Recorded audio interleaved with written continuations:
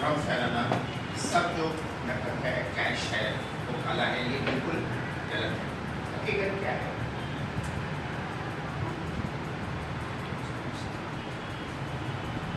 ये पूरी जो नकदी अर्थव्यवस्था है, कैश इकोनॉमी है, वो काली नहीं है। और इसी तरह से जो पूरी काली अर्थव्यवस्था है, ब्लैक इकोनॉमी है, वो सब कैश नहीं। ये हम सबको याद रखना चाहिए।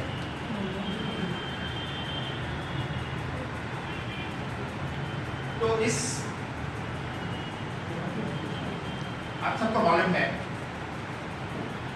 कि अपने देश के अंदर कृषि पर कोई आय करने को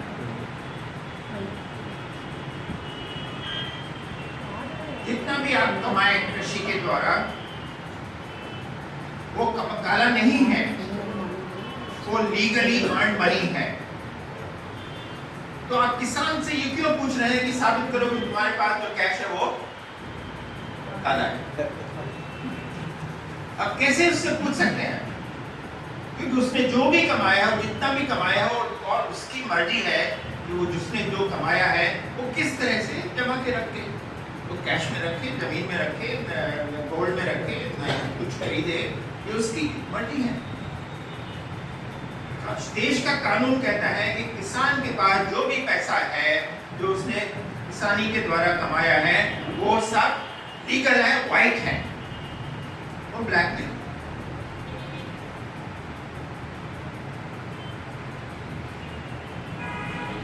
इसी तरह से आज का आयकर कानून कहता है कि आप 2.5 लाख तक रुपए की जब आपकी जो इनकम है वो टैक्स फ्री। इसका मतलब क्या हुआ कि एक मेहनत कश 800 रुपया ये रोज कमाता है, तो उस कमाई वो पूरी की पूरी कमाई जो है उसकी वाइट। भिवंडी में कितने मेहनत कश मजदूर हैं जो 800 रुपया कमाते हैं?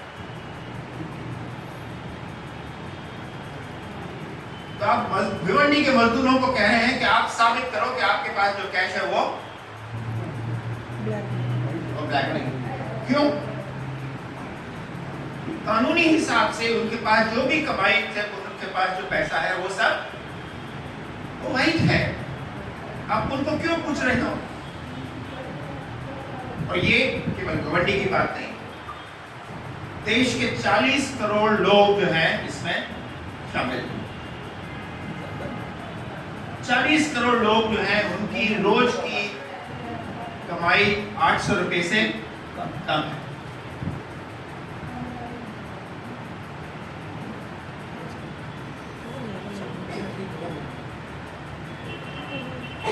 बेखैर से इसके बारे में भी ऑलरेडी बात किया जा सका है पेपर्स में कि समय समय पर रेट्स होते हैं।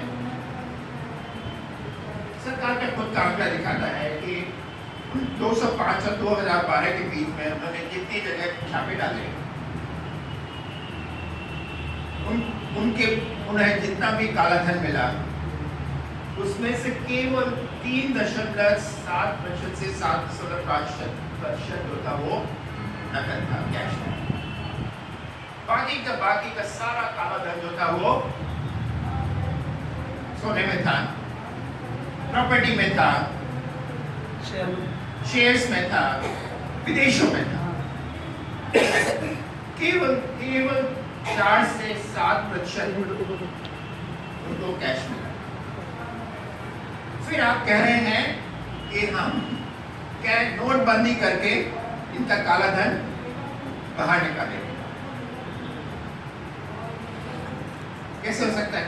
क्योंकि काला धन तो रखा ही नहीं जाता है कैश में, केवल 4-5-6% जो है काला धन जो है वो कैश में रहता है।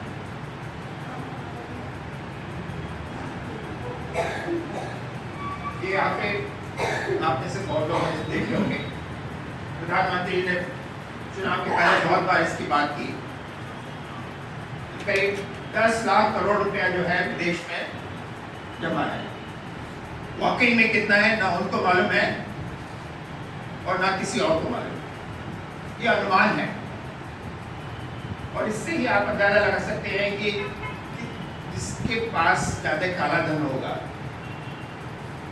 वो देश में रखेगा, इससे आयकर वाला आदमी आके रेड कर सके उस पर।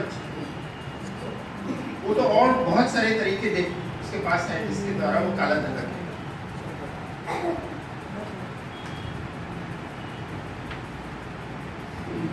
तो हकीकत क्या है? सरकार के कानूनों के अनुसार बहुत साफ सुथरे तरीके से, कैशलेस तरीके से, बिना नकदी का काम कुछ भी किए हुए काला धन पैदा होता है। उसके कुछ उदाहरण यहाँ आपके सामने, और इसका अभी टाइम नहीं होगा, लेकिन ये बाद में इसके बारे में बात करनी है तो कर सकते हैं।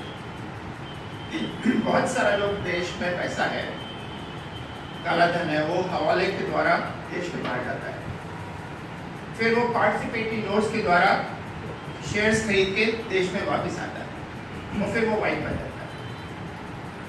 सबको मालूम है कि सबसे ज्यादा शेयर मार्केट में जिसका असर है वो है पार्टिसिपेटरी नोट्स। सबको मालूम है कि ये सारा का पैसा जो है वो देश से बाहर गया है और वापस आ रहा है, लेकिन किसी सरकार की हिम्मत नहीं होती है कि इसको बंद करें। जिस दिन वो एक थोड़ा हिंट भी दे देंगे कि पार्टिसिपेटरी नोट्स को बंद करने वाले हैं, शेयर मार्केट क्रैश हो जाएगा। अब रात को ही दूसरे दिन भी नहीं, वित्त मंत्री आके फौरन कहेंगे नहीं हमारा ऐसा कोई इरादा नहीं। फिर आप लोग कह रहे हैं कि हम काला धन खत्म करना चाहते हैं, बंद करना चाहते हैं। ये एक तरीका है, और बहुत सारे तरीके हैं, और ये सब लीगल है, इसमें कुछ भी इलीगल नहीं है। बात में बात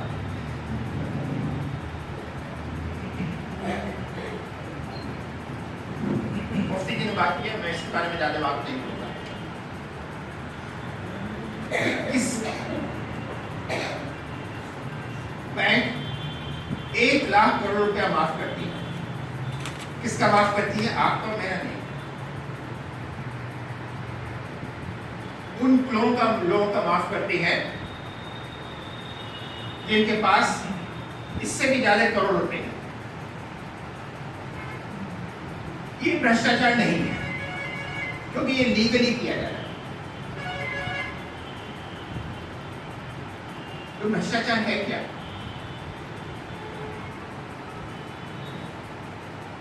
मेरी समझ से भ्रष्टाचार क्या है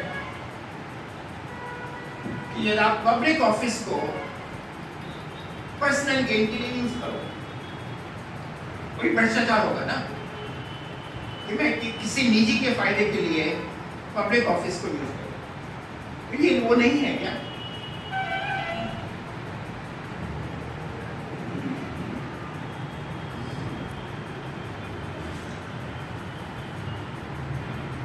दूसरी बात, हम सबको मालूम है कि देश में जिस तरह से चुनाव लड़े जाते हैं, हर चुनाव में 30 से 50 लाख करोड़ रुपया खर्चा होता है। जनरल इलेक्शन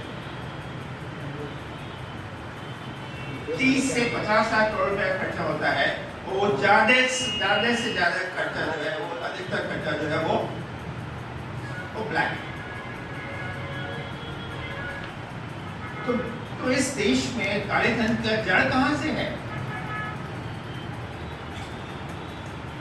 जब तक ये चुनावी व्यवस्था रहेगी, इसमें हर जनरल इलेक्शन में 30 से 50 लाख करोड़ रुपए काले धन की जरूरत रहेगी। काला धन तो पैदा होगा ही होगा, पैदा करना पड़ेगा। पिछला इलेक्शन जिसमें मोदी जी चुन के आए, अनुमान है कि उनके प्रमोशन, उनके एडवर्टाइजिंग के लिए 5 लाख करोड़ रुपया खर्चा हुआ। 5 लाख करोड़ रुपया मोदी जी की जेब से तो नहीं आया, वो अदानी की जेब से आया, अंबानी की जेब से आया, और ऐसे उनके बहुत सारे शुभचिंतक हैं उनकी जेब से आया। और फिर वो चुन के आगे, तो हमको क्यों ताज्जुब होता है कि वो अदानी और अंबानी के लिए काम करते हैं।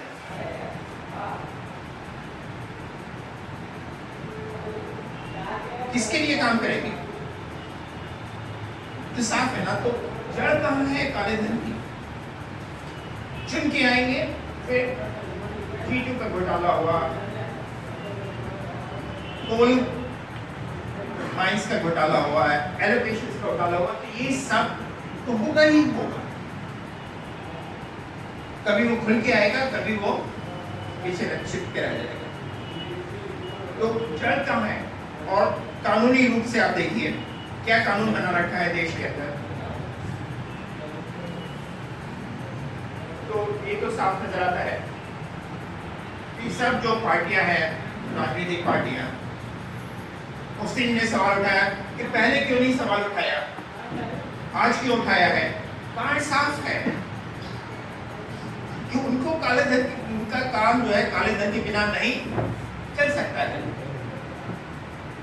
लेकिन खुल के कैसे कह सकते हैं वो?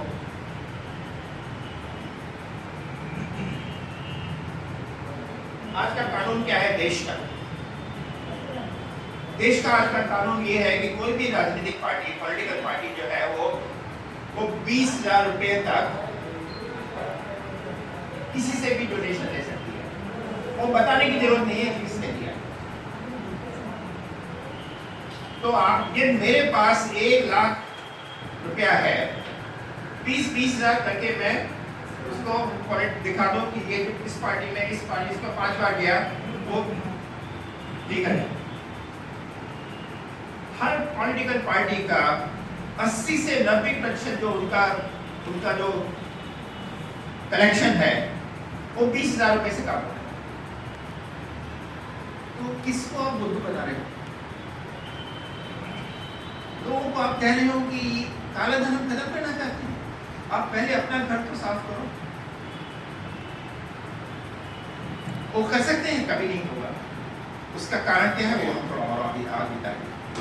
तो ये याद में रखना चाहिए कि राजनीतिक व्यवस्था और चुनावी व्यवस्था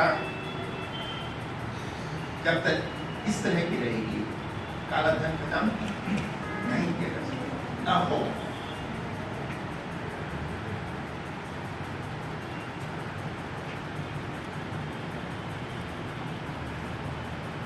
तो ये बात किया कि जो प्रचलित राजनीतिक और आर्थिक व्यवस्था है उसमें जड़ है काले धन।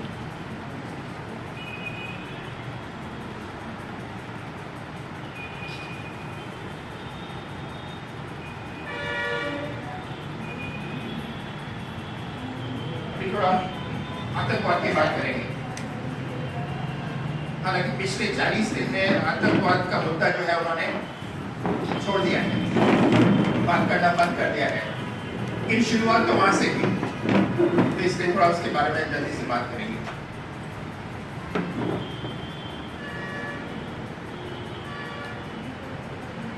तो उन्होंने कहा कि देश के लिए आतंकवाद एक बहुत बड़ा डरावना खतरा है।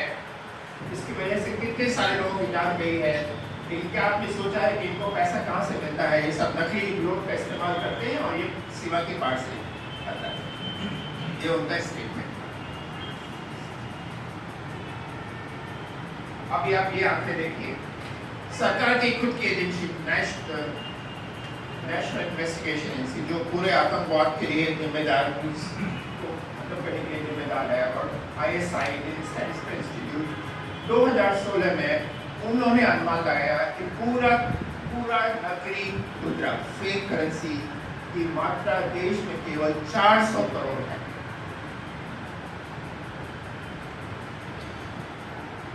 400 करोड़ रुपया फेक करेंसी, नकली मुद्रा को खत्म करने के लिए 15 लाख करोड़ रुपया जो है वो इसको बंद कर दो। समझ में आता है क्या? 400 करोड़ केवल नकली मुद्रा है देश के अंदर। ये सरकार का खुद काम है। फिर आप प्रधानमंत्री स्टेटमेंट देता है कि इसको खत्म करने के लिए हम नोटबंदी कर रहे हैं।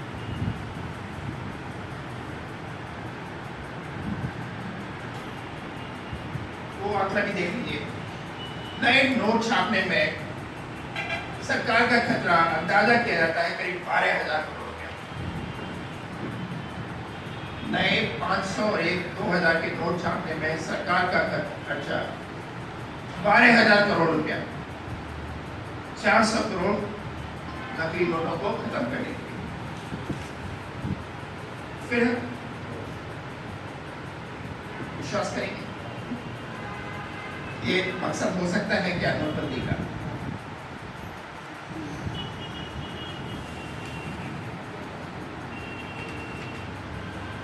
सवाल ये है आतंकवाद कौन फैलाता है, कौन करता है? और मेरे ख्याल से अब तक ये बिल्कुल साफ नजर आ गया है कि सबसे ज्यादा आतंकवाद और आतंकवादी देश जो है वो अमेरिका है। वो पूरी दुनिया में आतंकवाद ऑर्गेनाइज करता है, बक्स बनाता है, ग्रुप्स बनाता है, फाइनेंस करता है, आर्म्स देता है। ये काम उसका 35-40 साल से चल रहा है। कहां से शुरुआत हुई उसकी? 30 साल पहले जब सोवियत यूनियन ने अफगानिस्तान पे हमला किया, कब्जा किया, तो उनको उस देश से बाहर निकालने के लिए अमेरिका ने वहां पे अलग अलग तरह बहुत सारे गुटों को खड़ा किया, उनको ट्रेन किया, हथियार दिए, धन दिया। 10 साल बाद सोवियत यूनियन अफगानिस्तान छोड़ के चला गया, लेकिन ये सब गुट जो थे वो उनके पास हथियार भी थे, धन भी थे, ट्रेनिंग भी थी।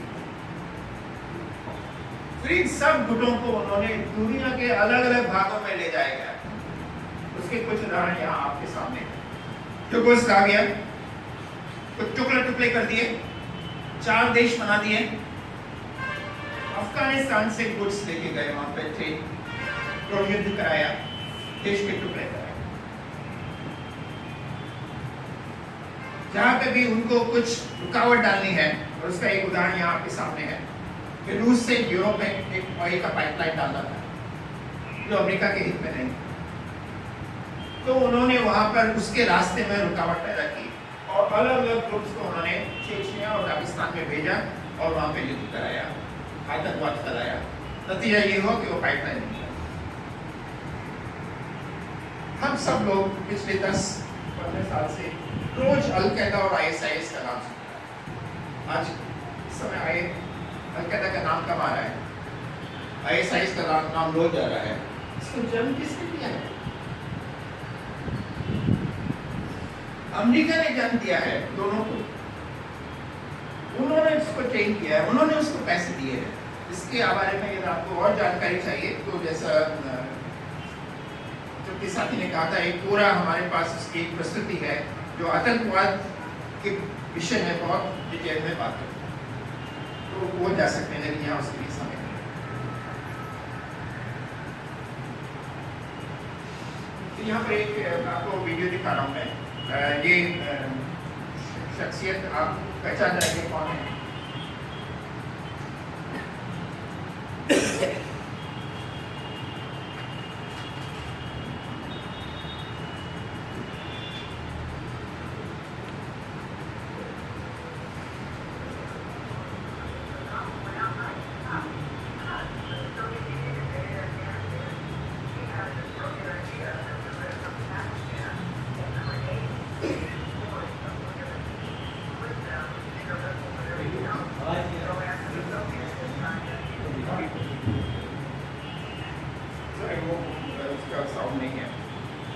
शख्स कौन था, क्या आपको मालूम है? अभी अभी राष्ट्रपति का चुनाव आए, वो विदेश मंत्री थे अमेरिका के। ये इंटरव्यू दे रहे हैं टीवी चैनल को। वो कह रहे हैं कि ये अल-कायदा की जो समस्या है उसको हमने पैदा किया। कैसे पैदा किया? कि हमारा एक बहुत अच्छा इरादा था कि सोवियत यूनियन को वहां से बाहर निकालने के लिए हम अलग अलग गुट वहां पर खड़े करेंगे जो उनको उनके खिलाफ लड़ेंगे और वो बाहर चले जाएंगे। तो मैंने आपको कहा वो हिलरी क्लिंटन खुद टीवी इंटरव्यू में क्या है, जब आप किसी को क्लिप चाहिए तो ये बड़ा इंटरव्यू उसका छोटा सा एक भाग है। तो ये हकीकत जो है ये अभी आज छिपी नहीं है कि अल-कायदा, ISIS सारे के सारे जो आतंकवादी गुट हैं उनको किसने पैदा किया है और कौन आज उनको बढ़ावा दे रहा है।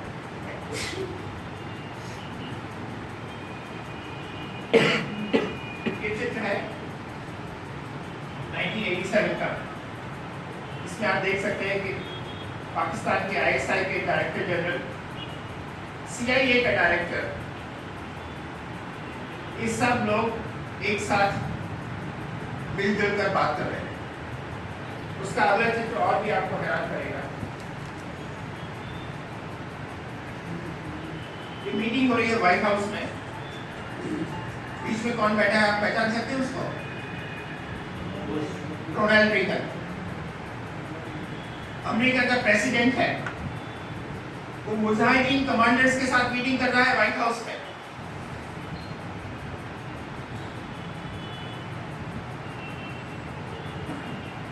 फिर हमको कहा जाता है ये सब जो है वो इनके कारण दुनिया भर में आतंक होता है।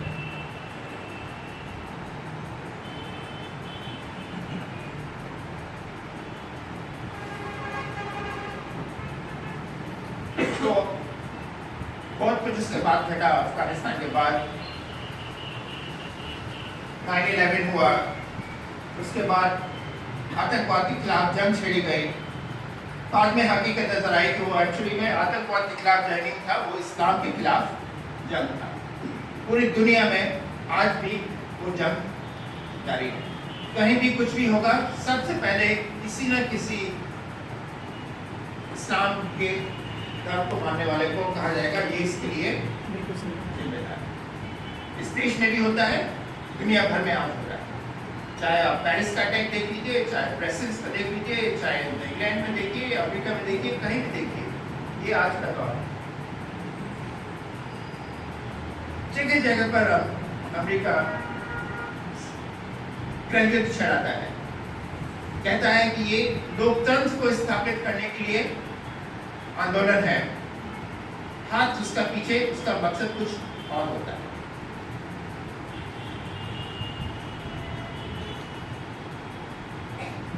और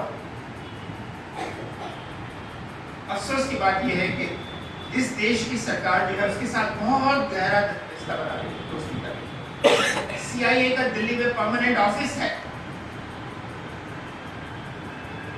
CIA और हिंदुस्तान की जो इंटेलिजेंस एजेंसीज है, रॉ, वो दोनों रोजमर्रा बात करते हैं, एक्सचेंज करते हैं, खबरें एक दूसरे से खबर लेते हैं।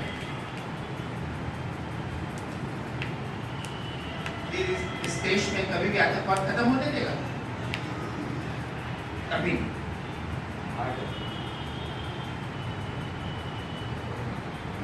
तो ये मुद्दे पे मैं थोड़ा ज़्यादा बात नहीं करूँगा, क्योंकि ऑलरेडी काफ़ी बात हो चुका है कि आज ये जो सब नोटबंदी हुई है उसकी कीमत कौन चुका रहा है। जिनके पास काला धन था वो नहीं कीमत चुका रहे। तो ग्रामीण हिंदुस्तान में सबसे ज़्यादा उसका असर हुआ है। 2 लाख ATMs हैं, लेकिन 70% जो है वो शहरों में। बैंकों की 65% जो शाखाएं हैं वो शहरों में। 1/3 जो शाखाएं हैं वो एक्चुअली केवल 60 शहरों में। तो बैंक ही नहीं है, लोगों के पास जो 500 और 1000 का नोट होगा जमा कहाँ करेंगे? वित्त मंत्रालय का खुद का आंकड़ा कहता है कि बैंकों की पहुंच इस वक्त केवल 30% आबादी तक सीमित है। 30%, 70% लोगों के पास बैंक नहीं पहुंच सकते।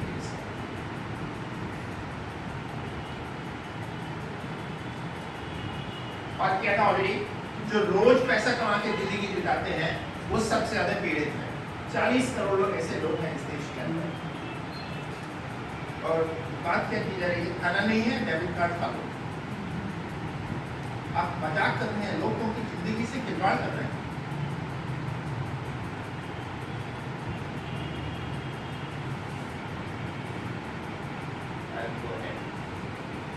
इसके बारे में मैं बात करूंगा।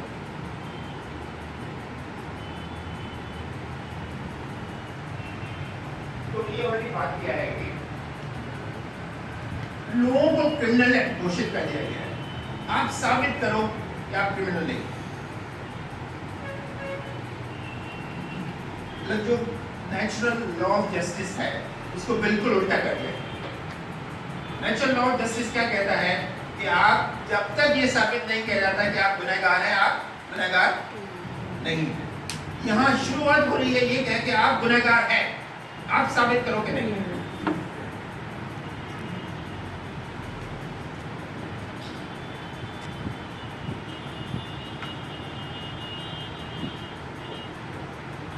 क्या क्या मजाक उड़ाया जा रहा है देश के साथ, देश के लोगों के साथ। तकलीफ है, इनकन्वीनियंस है।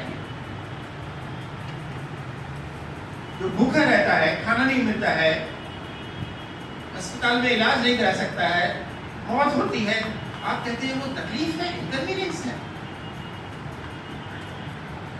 ये कहा जा रहा है लोगों को, ये थोड़े दिन के लिए तकलीफ है, ये सह लो, बाद में जाके बहुत फायदा हो जाएगा। भिवंडी शहर में आपको शायद अंदाजा होगा कितने सैकड़ों हजारों लोगों की नौकरियां चली गई, और आप कह रहे हैं कि ये तकलीफ है, इनकन्वीनियंस है।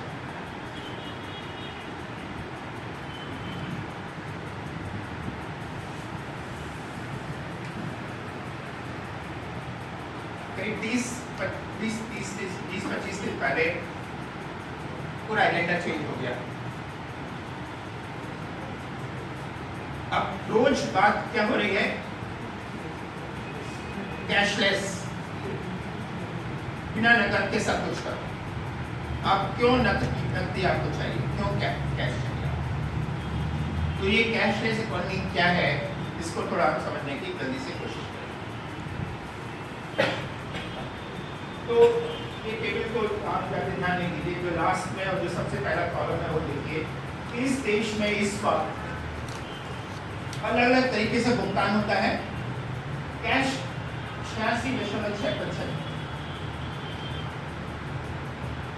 पूरे देश में किसी भी तरह का भुगतान हो 86.6% जो है वो कैश में, और आप कह रहे हैं उसको जीरो कर दो। ये संभव है क्या?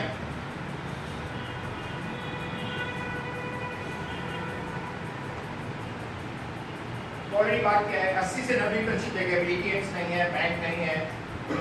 देश में केवल 12% जनसंख्या के बैंक अकाउंट है।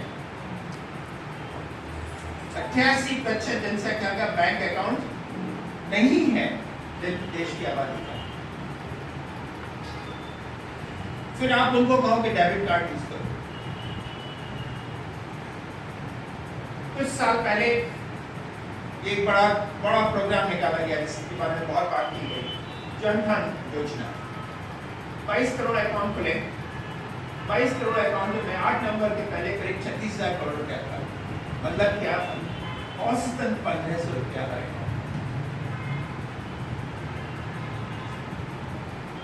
कहा क्या जा रहा है कि अभी 36 करोड़ लोगों के पास बैंक अकाउंट है, लेकिन ये 22 करोड़ अकाउंट में से ज्यादा जो अकाउंट है वो उसमें कुछ होता नहीं है, वो सब डॉर्मेंट है, उसमें पैसा ही नहीं है कुछ करने के लिए।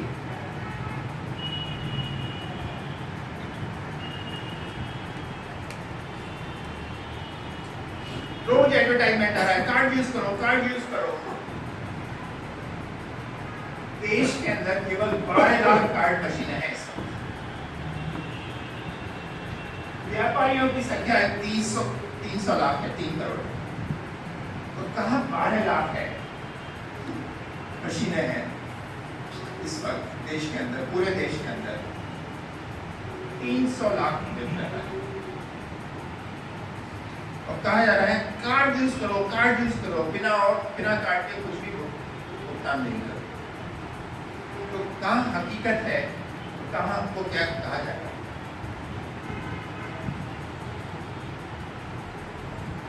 तो ये हकीकत है आज हिंदुस्तान में बिना धन वालों लोगों की संख्या उनको से बहुत ज्यादा है जो बिना नकदी के काम कर सकते हैं। ये हकीकत है देश की।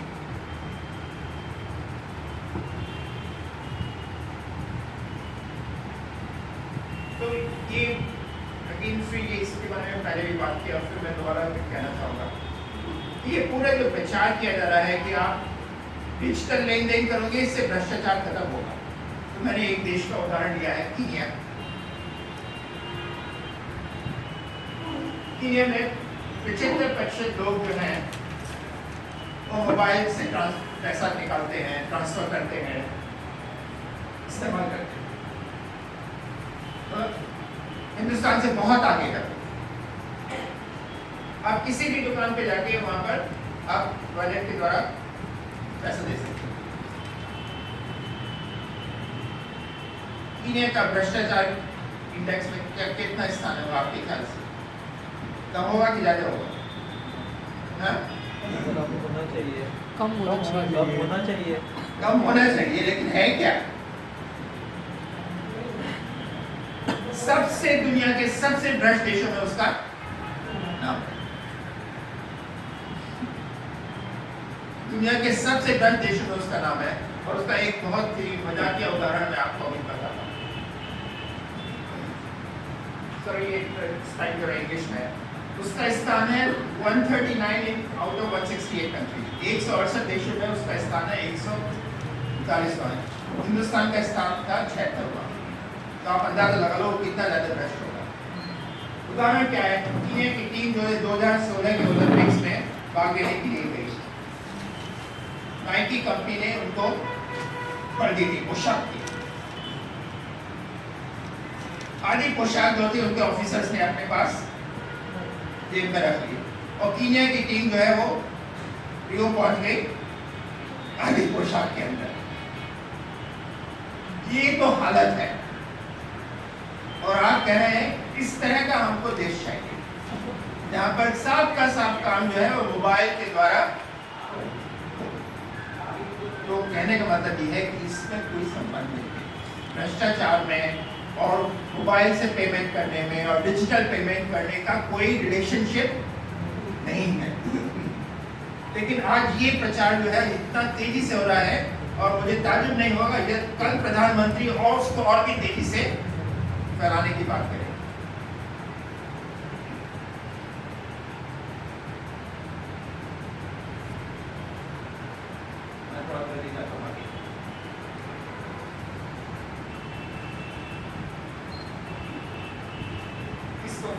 ये एक बहुत बड़ा सवाल है।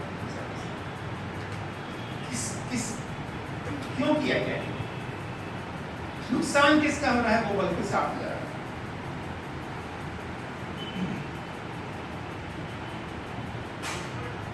प्रधानमंत्री एक राजनीतिक है, केवल नुकसान के लिए कुछ कदम उठाएगा क्या? किसी का तो फायदा होना चाहिए, वो हम समझने की कोशिश करें। नुकसान तो साफ नजर आ रहा है किसका हो रहा है, फायदा किसका हो रहा है ये समझना बहुत जरूरी है, क्योंकि फिर हमको अंदाजा आएगा कि किसके खिलाफ हमारी लड़ाई है।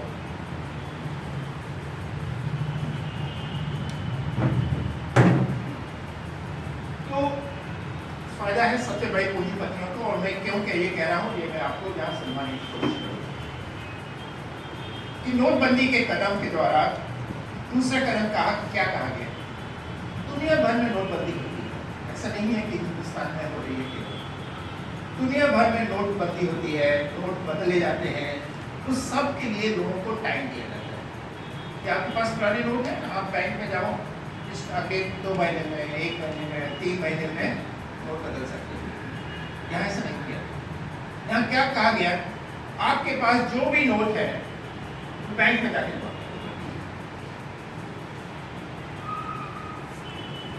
आपके पास जो भी नोट है बैंक में जाना चाहिए। इसका मतलब क्या है कि कुछ भी नकदी आपकी बचत है, आपके घर में रखी है, वो बैंक में होनी चाहिए।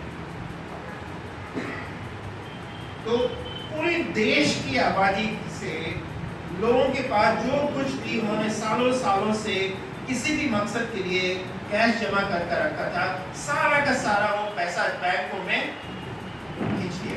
खींच लिया गया। ये शब्द यही सही है। पूरा का पूरा देश की आबादी का जो भी बचत था, 100 रुपए में आप कितना रख सकते हो?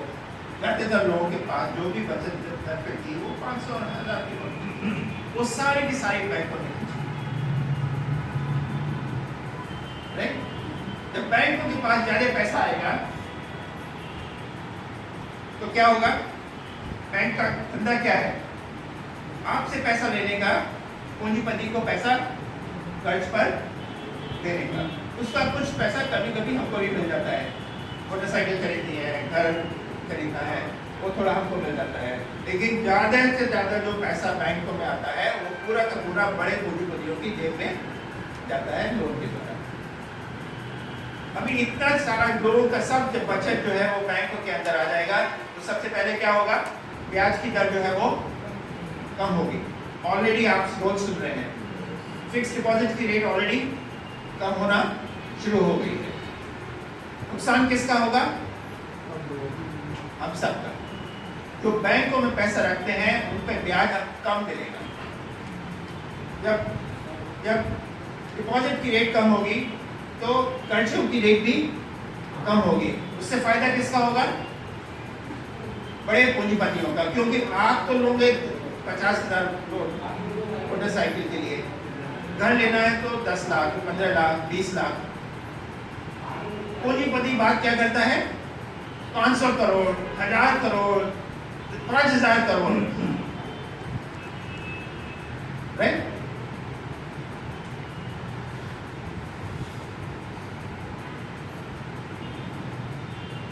तो ये हमको समझना चाहिए कि ये नोटबंदी के साथ जो कदम लिया गया है ये सीधा कदम नहीं था।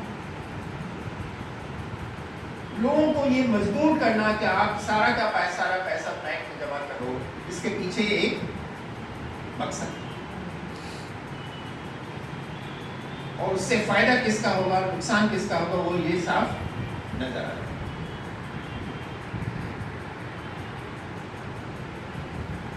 फिर दूसरी बात जो आज की जा रही है, कैशलेस, बिन भुगतान के सब काम।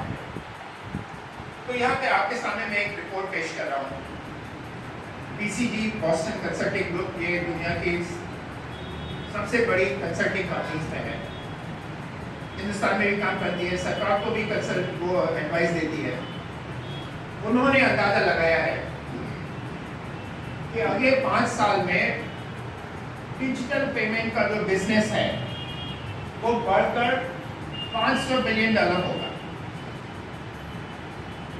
इस संख्या को जब समझना है तो ये ख्याल रखिए कि देश की GDP जो है $2000 बिलियन है। मतलब एक GDP का 1/4 जो है वो डिजिटल पेमेंट में जाएगा। अभी आपको शायद मालूम होगा ये नहीं, कुछ भी आप डिजिटल करो उसके पीछे एक कमीशन होता है, एक फी होती है, करीब अंदाजन 2%। आप नहीं देते हो, आप जिसको पैसा दे रहे हो उसकी वो देता है।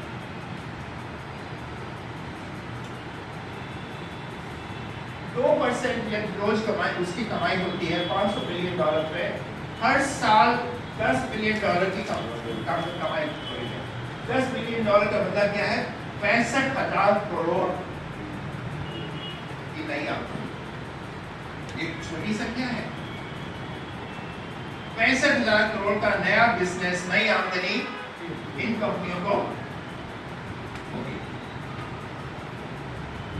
तो कैशलेस की बात जो इतनी जोर शोर से की जा रही है, उसके पीछे इसका फायदा है। कहा जा रहा है कि ये आपके लिए किया जा रहा है, आपके फायदे के लिए किया जा रहा है, आपकी सहूलियत के लिए किया जा रहा है, वो सब बिल्कुल झूठ है। ये किया जा रहा है इन कंपनियों के फायदे के लिए। ये कौन कंपनियां है वो आप आगे जाके देखिए। तो नोटबंदी का मकसद यही है, इसका उद्देश्य ये है, एक लोगों का सारा जो नकद में बचत है उसको बैंकों में खींचो, इससे फिर वो पूरा का पूरा बचत जो है कर्ज के रूप में बड़े पूंजीपतियों को दिया जा सके। दूसरा मकसद कैशलेस का मतलब है इन कंपनियों के लिए 65,000 करोड़ रुपए का नया मुनाफा।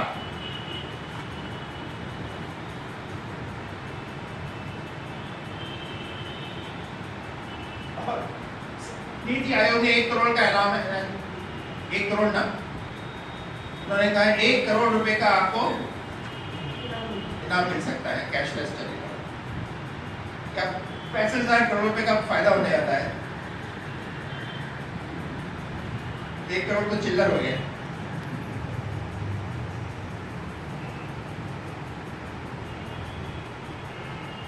इसका कहना है, ये भी देखिए सर, वर्ल्ड बैंक और Bill Gates foundation. Bill Gates का नाम सबने सुना होगा, दुनिया का सबसे अमीर आदमी है, उसका एक बड़ा फाउंडेशन है। कहता है कि ये हम दुनिया भर में जो है समाज कार्य करेंगे इस फाउंडेशन के द्वारा। वो समाज कार्य नहीं करता है, अलग अलग देशों की नीतियों को के ऊपर दबाव डालता है। उसका जो सबसे मुख्य अधिकारी है, उसका स्टेटमेंट आप पढ़िए और मुझे बताइए कि क्या मोदी जी यही बिल्कुल नहीं कर रहे हैं? मोदी सरकार ये नहीं कर रही है। वो कह रहे हैं सरकारों को पहल लेनी है। मोदी जी ने पहल ली 8 नवंबर को, वित्तीय विकास मतलब फाइनेंशियल डेवलपमेंट बढ़ाना है। सरकारों की सोच दूरदर्शी होनी चाहिए, लॉन्ग रेंज। मोदी जी यही कह रहे हैं, अभी तकलीफ नहीं सोचो, बाद में फायदा होगा।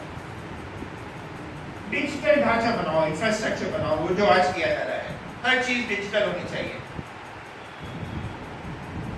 जिससे कि करोड़ों लोग जो आज आधुनिक अर्थव्यवस्था में भाग नहीं ले रहे हैं, उनको उसमें खींचा जा सके।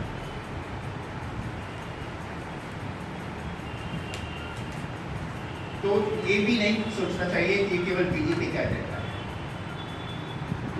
इसके पीछे बहुत बड़ी ताकत है। बिल गेट्स ने फौरन उसका समर्थन किया, नोटबंदी का देश के अंदर। हालांकि दुनिया भर में इसके बारे में बुराई की गई है, लेकिन बिल गेट्स ने उसका समर्थन किया। और ये भी देखिए, हिंदुस्तान में उसका फाउंडेशन का एक डायरेक्टर है, इंडिया का कंट्री डायरेक्टर है, मेलिंडा बिल गेट्स फाउंडेशन का एक कंट्री डायरेक्टर है जो हिंदुस्तानी है। वो रिजर्व बैंक के बोर्ड ऑफ डायरेक्टर में बैठा है।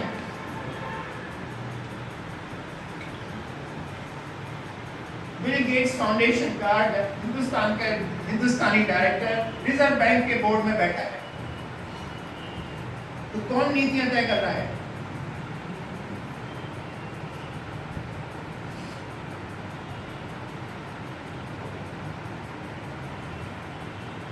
डिजिटल भुगतान से किसको फायदा होगा?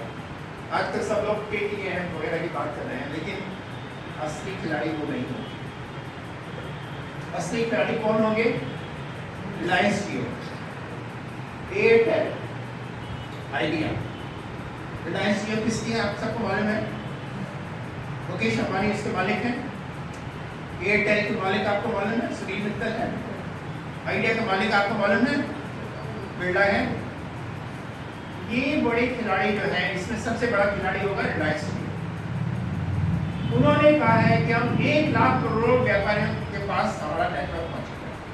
देश में 3 लाख करोड़ व्यापारी हैं, आज केवल 12 लाख मशीनें हैं। वो कह रहे हैं 1 लाख करोड़ व्यापारियों के पास हमारा नेटवर्क पहुंचेगा।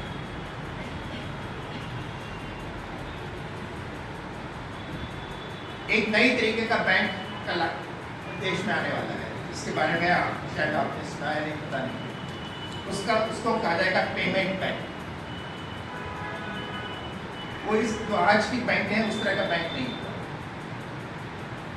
पेमेंट बैंक में आप केवल 1 लाख करोड़ रुपया तक रख सकते हैं।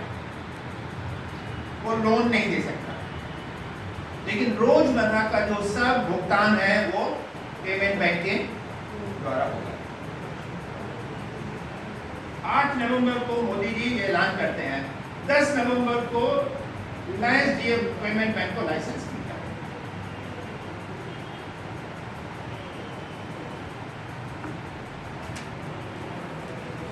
इन सब को पेमेंट बैंक का लाइसेंस मिला है। तो देखिए क्या होगा। इन सब का पूरा देश में मोबाइल नेटवर्क है, मोबाइल वॉलेट है, पेमेंट बैंक होगा। कल आपको जब उन्होंने कहा आपको सब टेलीफोन फ्री, आप सारा का भुगतान हमारे पेमेंट बैंक के द्वारा करो। सब लोग चले जाएंगे उसमें, हाँ?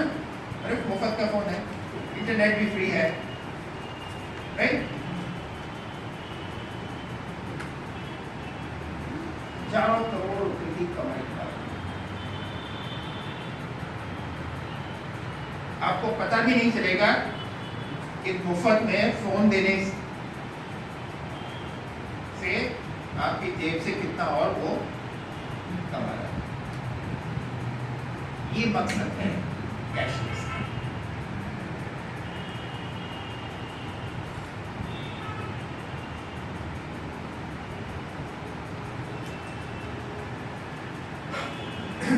ये भी हमको ख्याल में रखना चाहिए। जब देश की 58% दौलत जो है केवल 1% लोगों के पास है, तो काला धन किसके पास होगा? 1% के पास ही होगा ना। 1% दौलत लोगों के पास 58% दौलत है।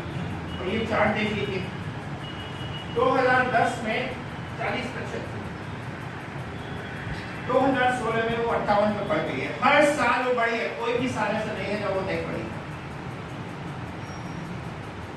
तो दौलत तो और ज्यादा कंसंट्रेट हो रही है, केंद्रित हो रही है।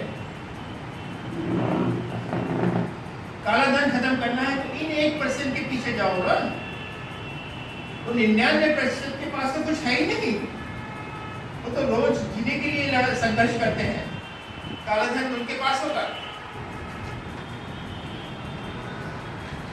5-10 हजार रुपए की बचत उनकी जेब में जरूर होगी, बहुत मुश्किल से होगी तो होगी।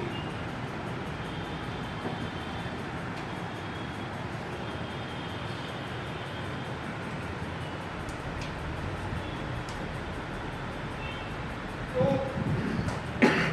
मेरे ख्याल से आखिर में ये सवाल बहुत जरूरी है पूछना, ये कैसा लोकतंत्र है जहाँ पे एक ऐसा कदम जिसका पूरे देश की आबादी के ऊपर असर होता है, लोगों से कुछ नहीं पूछा जाता, लोगों से नहीं पूछा जाता, लोगों के प्रतिनिधियों से भी नहीं पूछा जाता, ना किसी पार्लियामेंट में से पूछा जाता है, कोई डिस्कशन होता है, ना किसी असेंबली से पूछा जाता है। तो ये प्रतिनिधि हम क्या मतलब क्या है, क्यों नहीं, ना हमसे पूछा जाता है, ना हमारे प्रतिनिधियों से पूछा जाता है। ये कैसा लोकतंत्र है? ये साफ नजर आ गया, नोटबंदी का जो पूरा हादसा हुआ है उसमें ये साफ नजर आ गया कि केवल 5-6 लोगों ने ये पूरा निर्णय लिया है। तो देश कौन चला रहा है? पार्लियामेंट चला रही है, कैबिनेट चला रही है।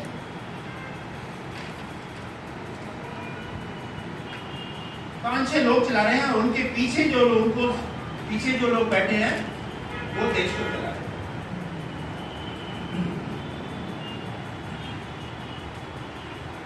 एक सवाल और भी पूछना चाहिए